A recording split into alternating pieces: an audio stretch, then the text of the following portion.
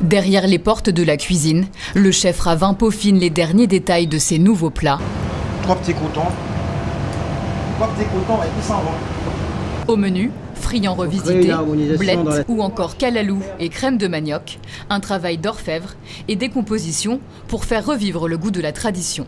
Ce qu'on appelle un barbagion qui est juste, qui est juste un ravioli frit dans lequel nous avons ce que j'appelle des blés de pays ici, et du parmesan et du giromont. Et ça va être servi avec un calalou. On a le calalou, les enfants? Oui, chef. La petite soupe calalou. Là, on va travailler sur le foie gras avec un fameux chutney ananas. Et le foie gras, c'est pas local?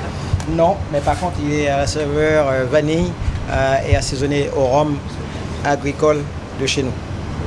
Et voici l'œuf de Monte Carlo à Fort-de-France. Hormis 2 produits que j'accepte et qui ne sont pas des produits locaux, c'est la truffe et le foie gras. Et tout le reste, ce sera des produits locaux avec lesquels nous allons travailler. Bientôt, on a un potager au Mort-Nevers avec une dame qui s'appelle Viviane qui plante des choses pour nous, d'un bouillon de calalou. Bien sûr, vous avez vu, on garde toujours le verre végétal. Moi, ce que je veux qu'ils sachent, que bon, bien sûr, on peut faire une très bonne soupe. Il y a juste des temps de cuisson à respecter pour garder cette naturalité. Dernière étape, le montage des desserts, un travail autour du chocolat et un autre insoupçonné à base de zeste et de peau d'agrumes, sous le regard attentif de ses commis qui analysent et s'imprègnent de ces gestes expérimentés. Ça, c'est pour les gourmands à la marine. Une brigade à qui il confie les rênes de sa cuisine lorsqu'il s'occupe de son autre table à Monaco. Parmi ses commis, des apprentis d'un jour, comme Océane, en 3e. C'est dur, mais il faut avoir la volonté pour y arriver, mais il faut vraiment travailler.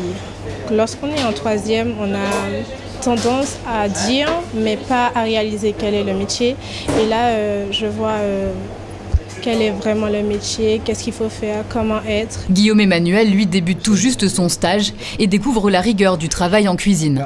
C'est une chance et ça va me permettre de partir voyager, découvrir d'autres choses. J'aimerais bientôt être grand chef au Canada. Voilà 2 ans que le chef étoilé a ouvert sa table gastronomique à l'hôtel Simon et ravi les papilles de ses clients. Un pari osé à l'époque.